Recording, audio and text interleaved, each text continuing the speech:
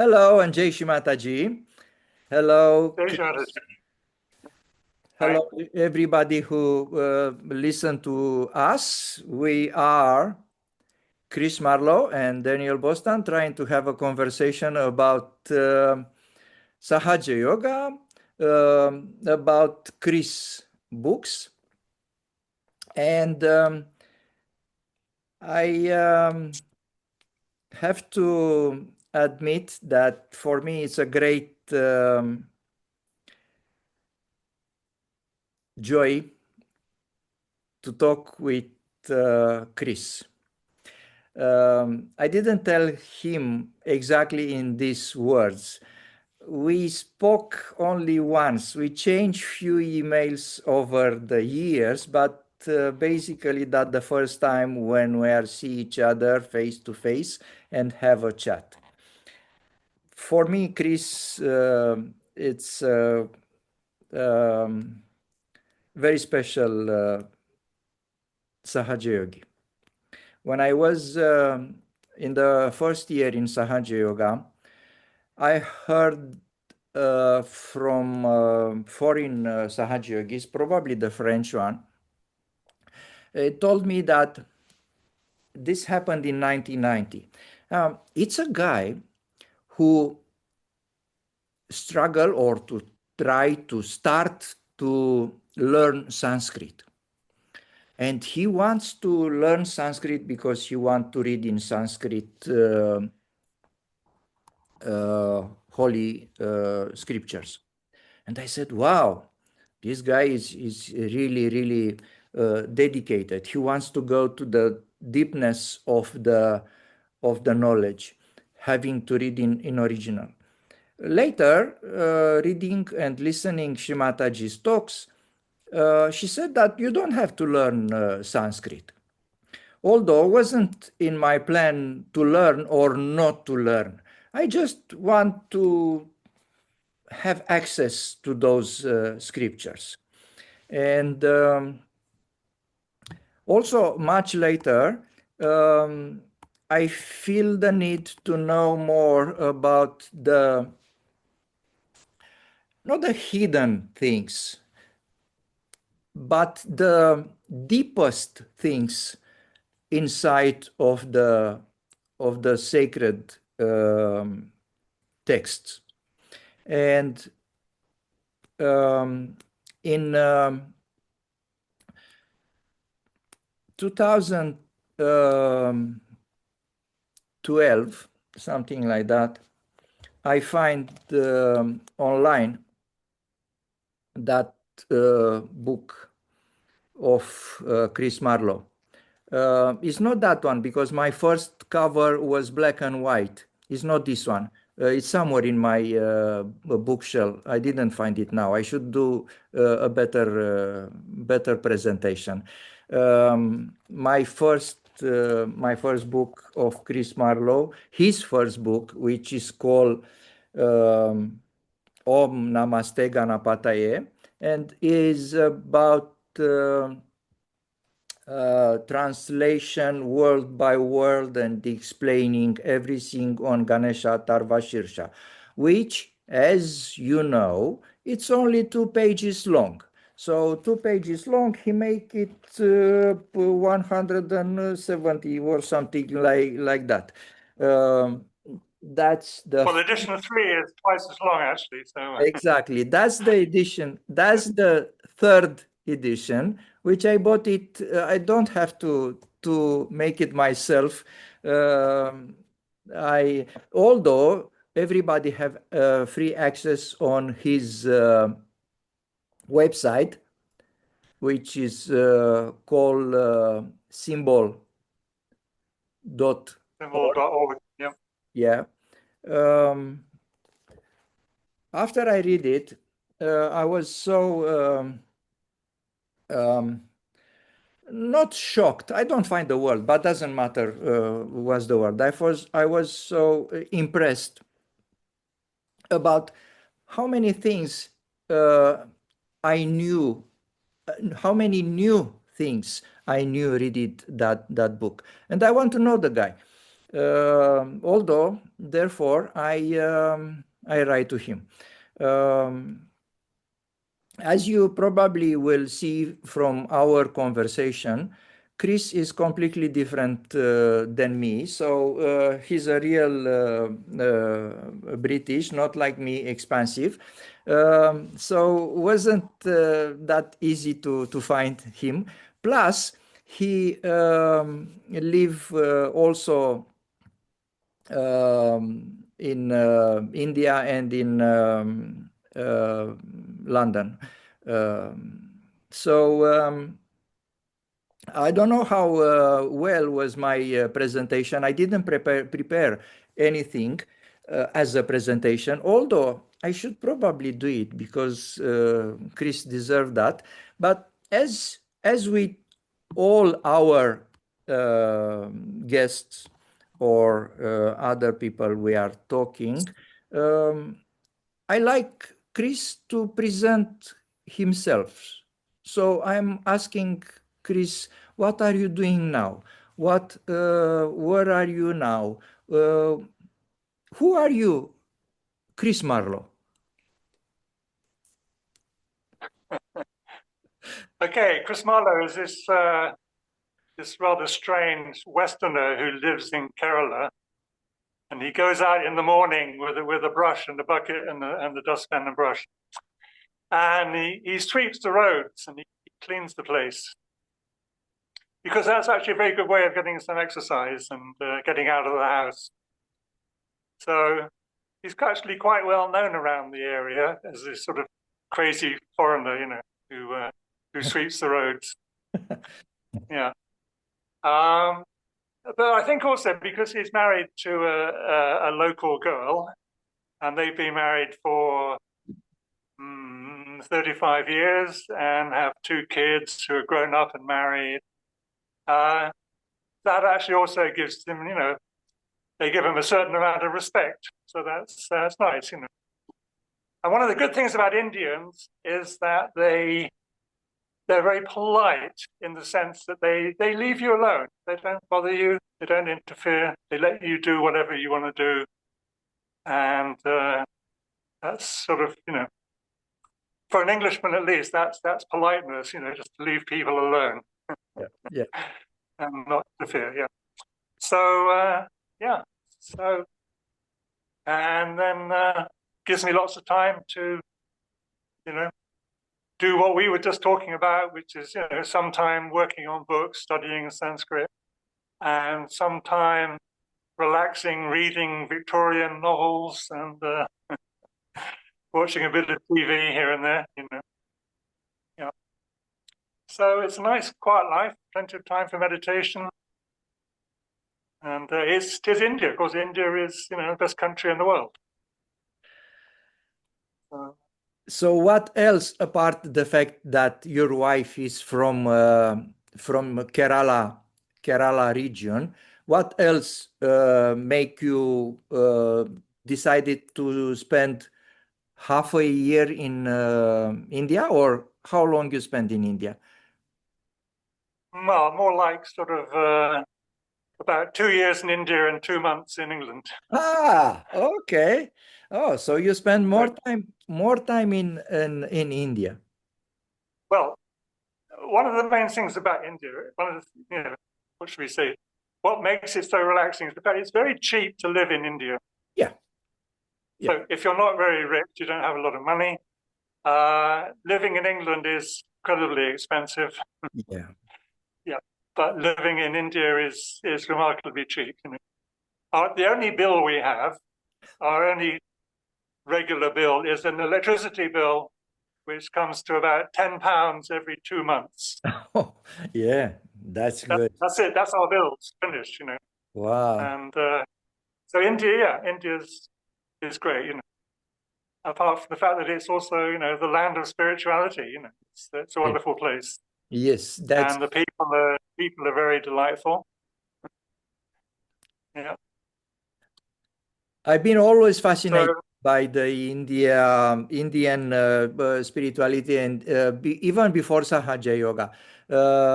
And after Sahaja Yoga, I was even more into in is Hindu spirituality, and I always consider Hindu spirituality as a base of all the spirituality in the world. Probably we will have Yep. the chance to talk about that because it's a nice topic. Um, we have pockets of spirituality, real spirituality, in different parts of the world. So, in when we are talking about Middle East, it's easy to said that was an influence from the Hinduism during the time since 10,000 years back. The first influence was probably north of or Afghanistan and go to west a little bit. Well, Babylon. you're talking about Zoroastrianism there, presumably, Yes. So I'm talking which about is very much. I mean, their writing is very much like Sanskrit. It's so it's very very Indian influenced Zoroastrianism. And then Zoroastrianism influenced Judaism, exactly. influenced Christianity. Lots of concepts in Christianity actually Christ never talked about. They came from Zoroastrianism. For Yes. example, heaven and hell. Yes. Jesus never talked about heaven and hell. Yeah. And For angels. him, the kingdom of heaven was something that happened on earth while you're alive, nothing to do with what happened when you die.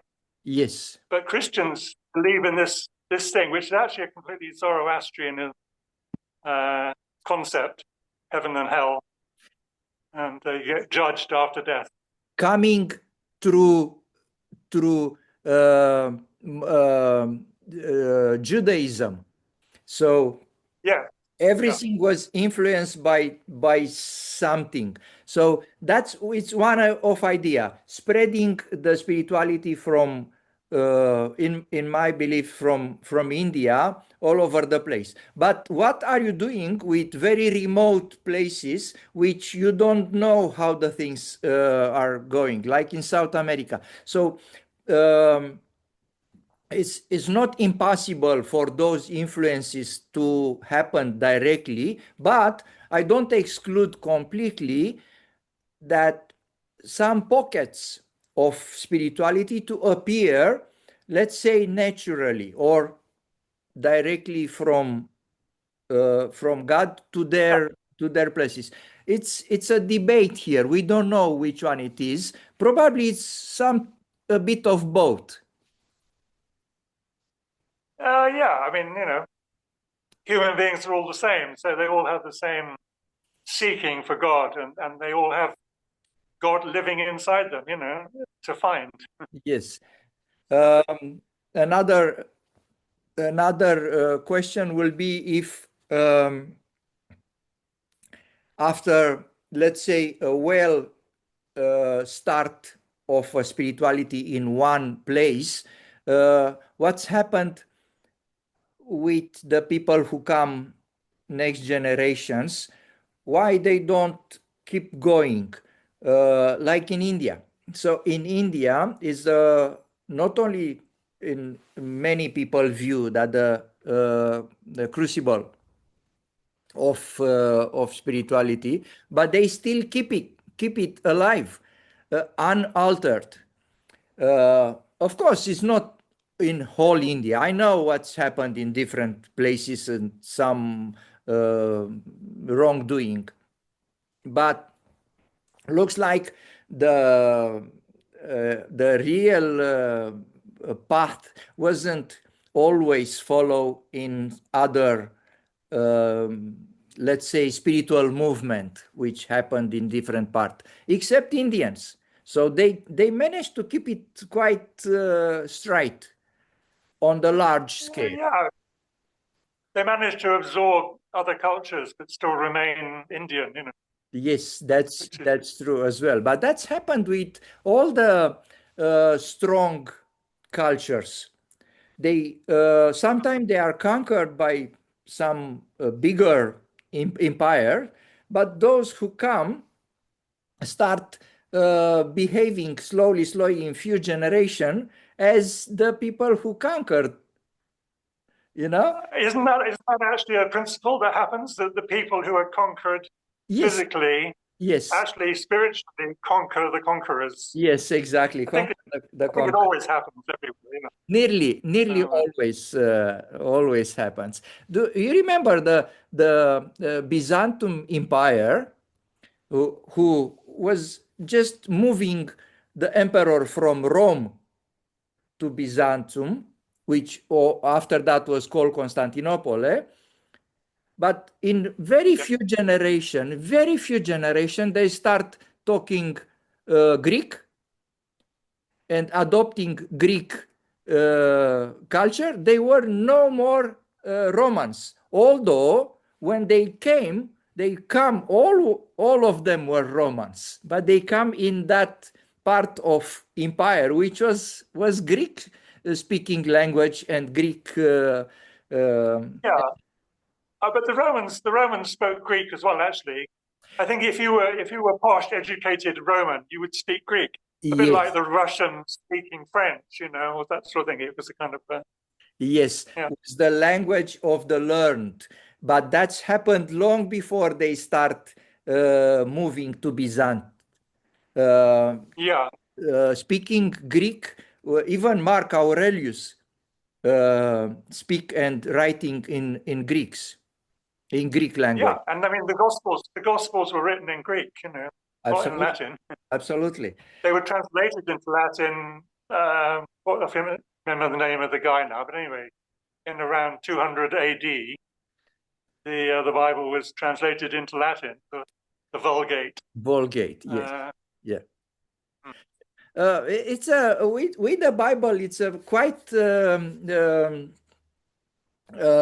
interesting story because we have Aramaic language, which looks like was the original um, um, book in yeah, language of Jesus. Yeah. exactly, and after that was translated in Greek. No, no, they were. Most of the Gospels are written in Greek. Actually, they weren't written in Aramaic. All the four of them. Not sure about all four of them, but definitely three of them. Uh-huh. Yeah. Okay. I So mean, Luke, for example, he was Paul's doctor, I think, wasn't he? Something like that. I'm not sure because Luke was a Yeah. painter, but Um, hang on, one sec. Yeah, what's happening? All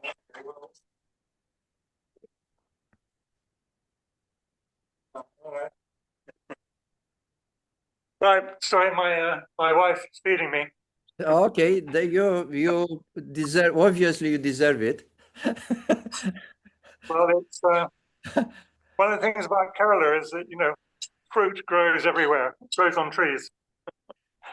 So Yes, yes, in our garden, so you that's get papayas and bananas and wow, guava and stuff. Yeah, so it's good. very good. Yeah, So right.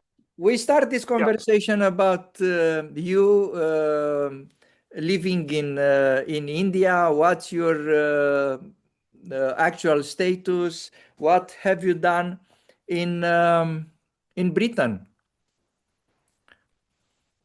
Well, as you probably know, I took over looking after Chelsham Road Ashram in 1990.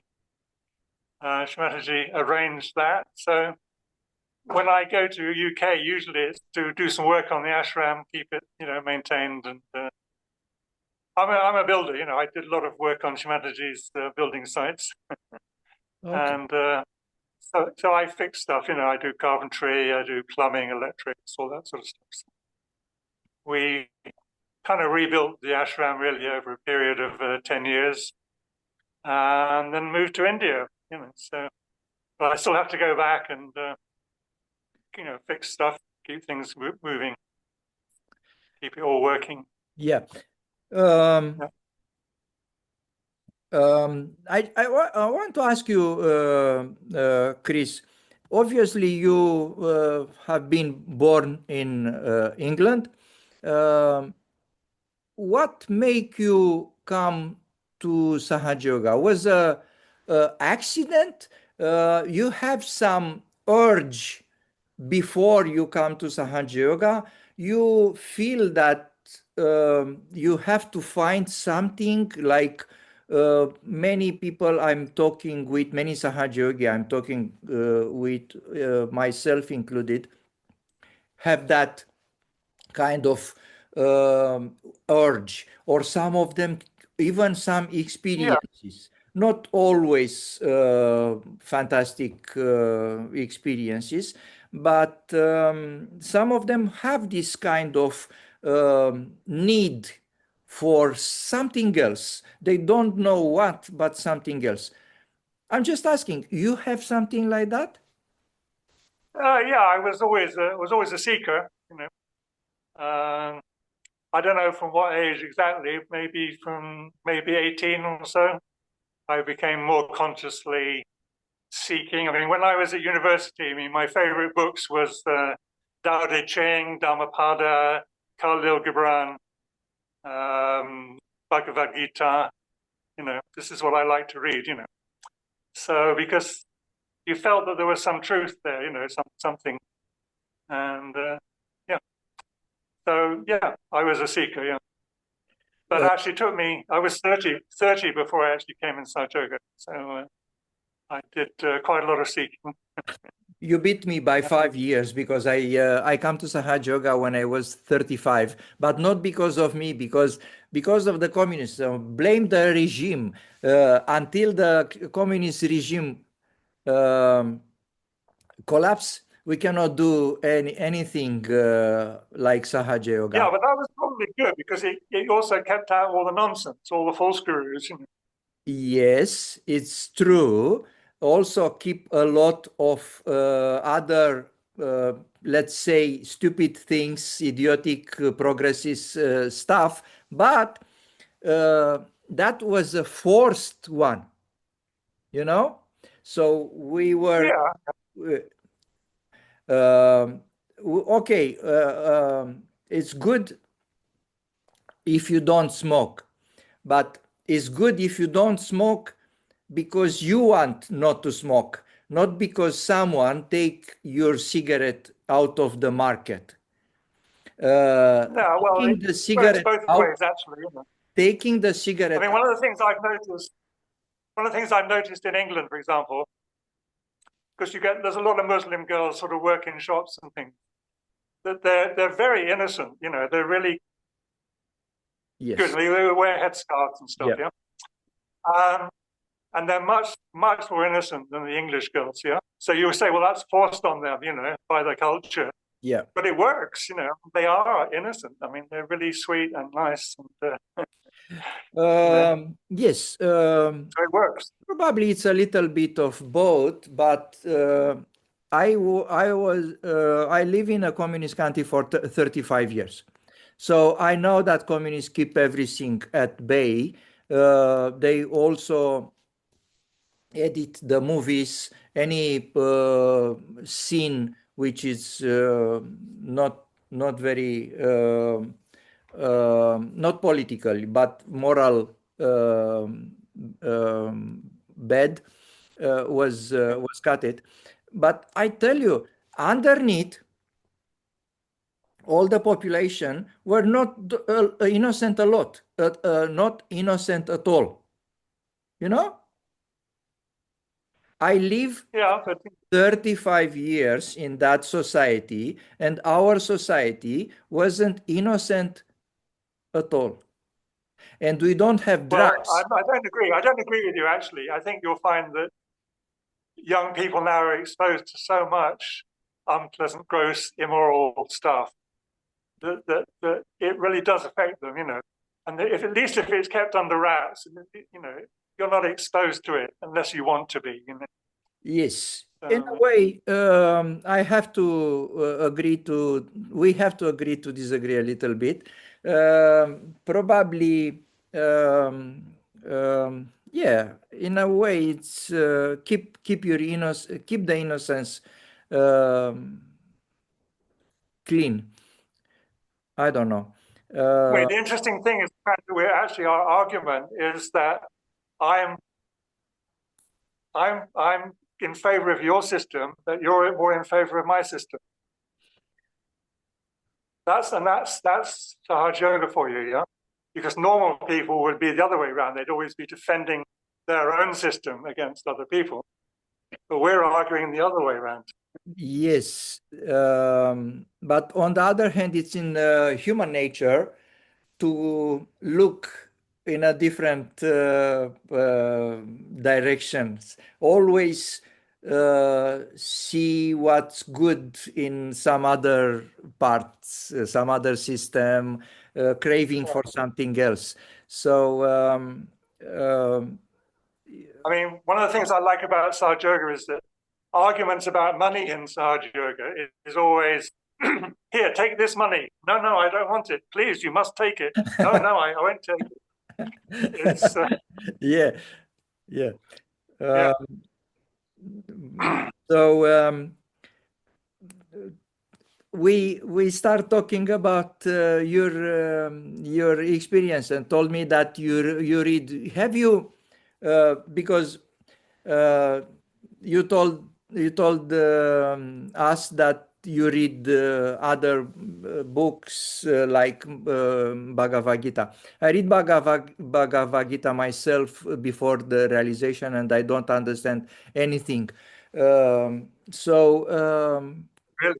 The yes. first time I read it, I remember actually saying to the person I was living with at the time, I read it and I was going, this is it. This is amazing. This is it, you know. Wow, So, you know, yeah. that's good Anyway, because yeah.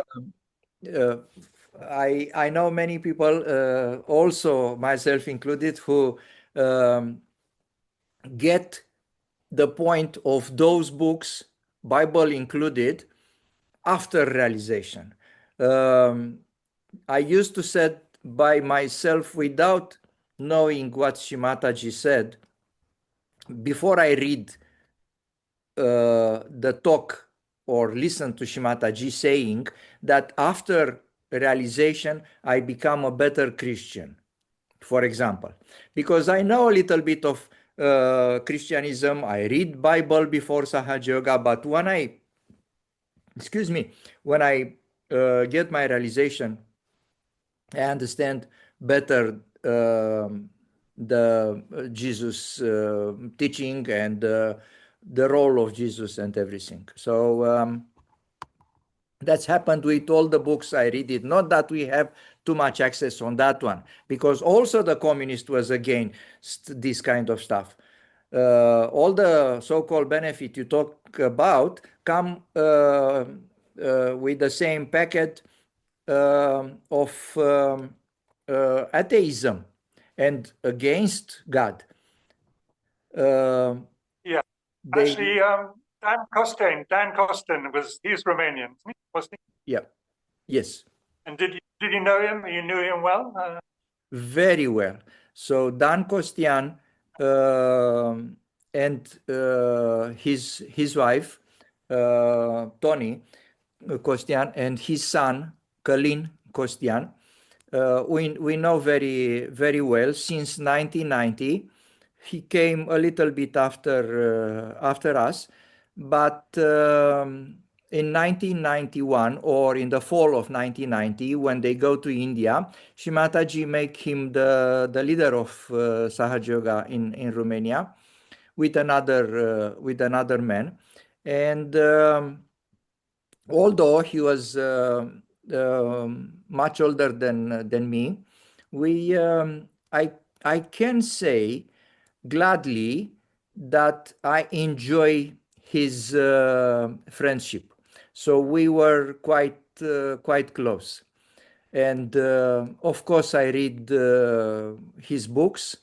And when I said his books, not only because are two volumes, actually three with the pictures, but he have at least two versions of books. So the first one was in Romanian, Right. the Bible enlightened. I Um, will imagine. and after that he have a version in English, one volume, and after that he have three volumes in English. I didn't bring them with me now, but I have them on my.